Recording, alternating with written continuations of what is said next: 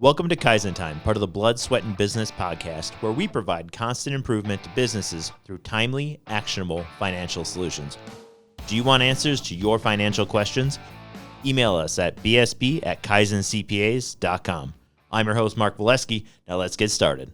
Welcome to another episode of Kaizen Time. I'm joined by Eric Jorn, a partner here at the firm. What's going on, Eric? Another beautiful sunny day in Illinois. Eric, are you going to go to work tomorrow? Am I going to? What day? Tomorrow is Thursday. Mm-hmm. I guess I'm going against the grain, and I'm going to say, yeah, I'm going to come to the office tomorrow. Well, that is the future of your work, right? Yes and no. Okay. The future of work is actually a lot more dynamic than it once was. Tell me about it. What's interesting is our firm has been supporting remote employees since the early 2000s. We actually had a remote server built so people could come in and access from their homes.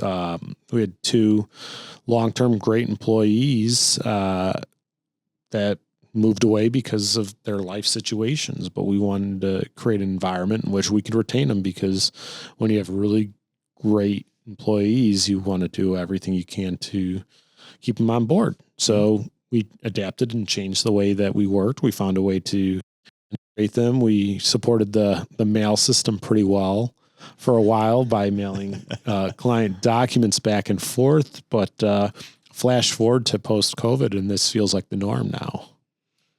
I bet the post office was real happy back in the day. Well, ever since they got that contract to deliver Amazon packages, they are... I think they're doing okay. I think Amazon rescued the post office. So let's talk about the future, because the future of work can go a lot of different ways. People talk about work processes. Tons of things have changed when the internet came out. Yep. Decades ago now. But what are we seeing in general? But before we start, actually, I want to bring something up, and I want your thoughts on this. I keep thinking that businesses are getting either more efficient or they're fading out. That's kind of what I'm seeing. Now, you and I went to the Vision conference, which is great. A lot of automotive shops there. Yep. And it was really eye-opening to see how many of these shops are really focused on their business.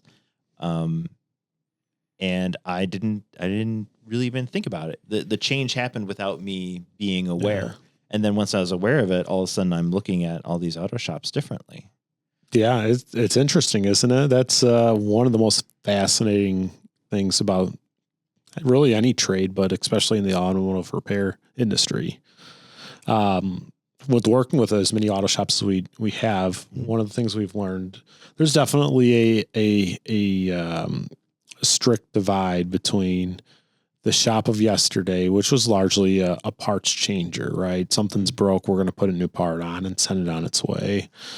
And the most progressive shops of today they're almost like technology partners in a way. I mean, they're doing more work on a computer than they're probably doing changing the part. Interesting. So let's hit it from a very general view. What is the future of work looking like for everyone? Definitely. So we're going to become significantly more efficient as long as we can manage the new data that is coming to our laps, right? We've been in the age of data, right? We have way more information today on everything that we do than we ever had in the past, and it's only going to continue to expand. So, for example, like our POS systems. Yeah. People have changed over from, as we've talked about, tape, right? Yeah. Just the cash register where you hear the... Yep. You're pushing the buttons and it's making a sound. Now we know how many products are being sold, what kind of products are being sold, when they're being sold. Yep. So we have this information, and I think now we're getting into the point where we can make sense of it all. We're getting close. I don't think we've quite perfected on how to efficiently use and manage data. Mm-hmm. We can still get very high level generalization views of data. But again, we'll circle back to an auto repair shop, right? So now I'm operating in a shop management system that's cloud-based. I can export a list of my customers and their vehicles, and maybe I can sort it by make and model and figure out what make and model vehicle is most profitable for my shop, right? That data is there. It's available. We've collected it. Our new modern technology has done it. Next step. What does the next step look like? Well, what I just described sounded really easy for me just saying it, but to actually go and execute that, it's actually a pretty time consuming task, right?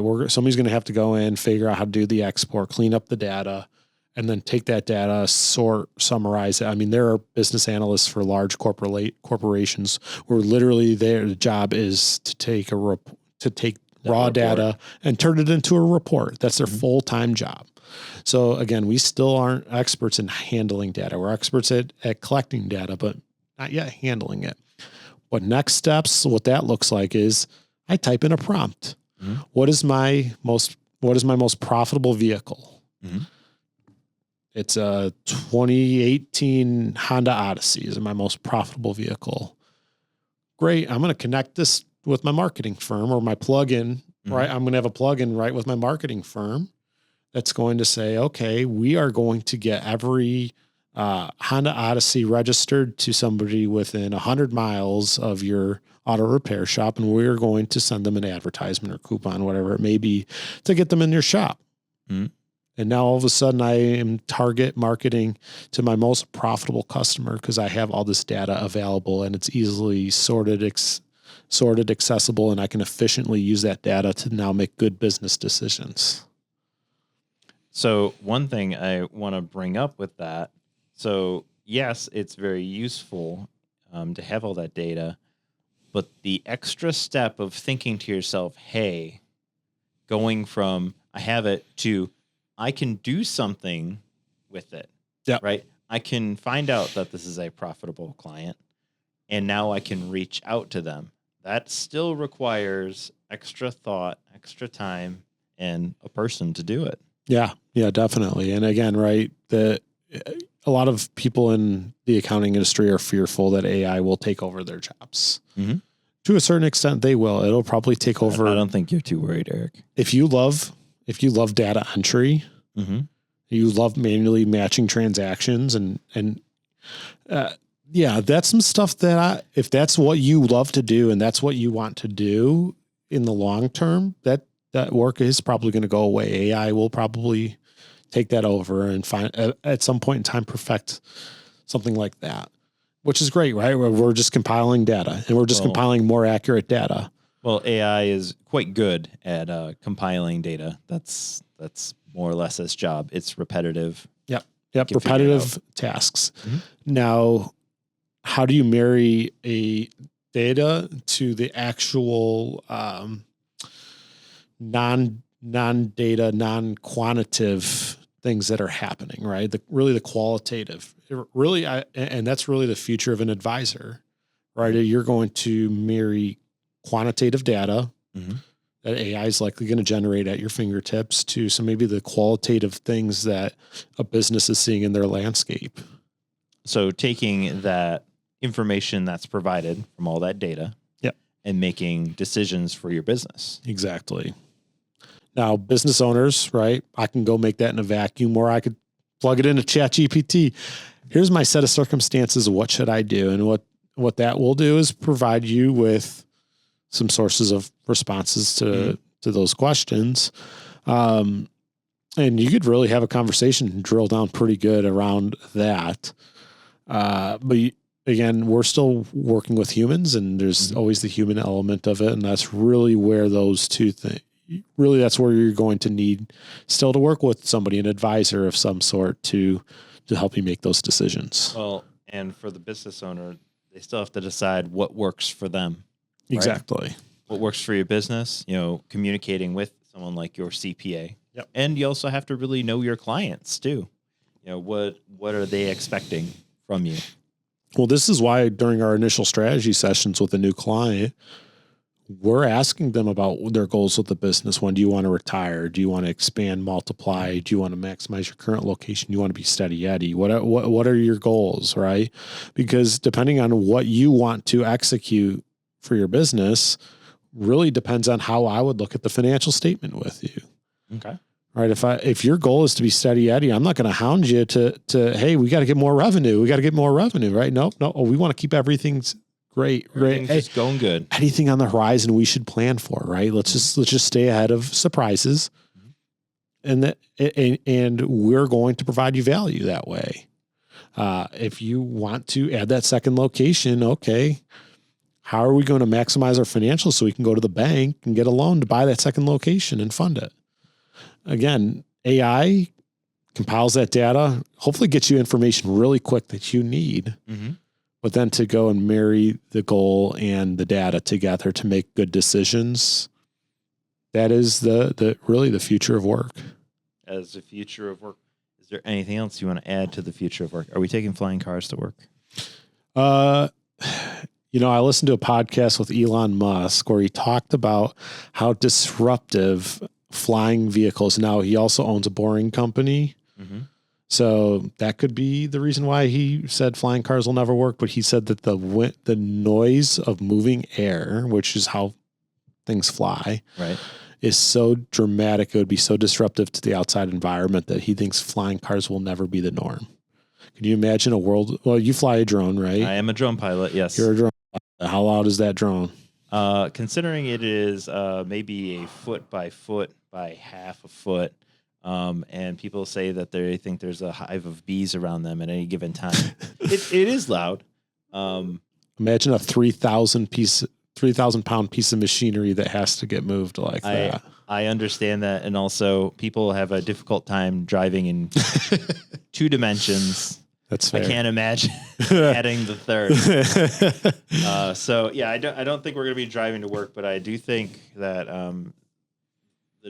the work atmosphere is really just going to get more. The belt's going to get tighter.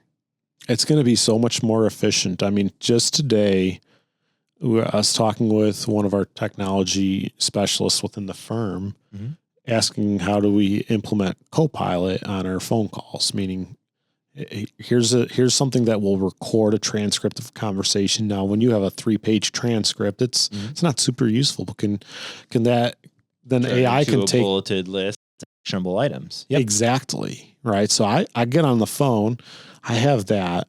I now get that bulleted list with a recap, actionable items, and I can actually automate that email right off to the client to summarize it, make sure we're on the same page, and then it also creates tasks within our task software for me to go and make sure we execute. And even better, if we create some additional create some additional learning capabilities within it, it might already know who that might need to be delegated to. And that is the future of work. Thank you so much. Thank you, Eric. You've been listening to Kaizen Time, part of the Blood, Sweat, and Business podcast. If you like what you heard, subscribe and leave a 5-star review. This podcast has been brought to you by Kaizen CPAs Plus Advisors, providing advisory and accounting services to help you grow your business. Learn more at kaizencpas.com or email us at bsb@kaizencpas.com.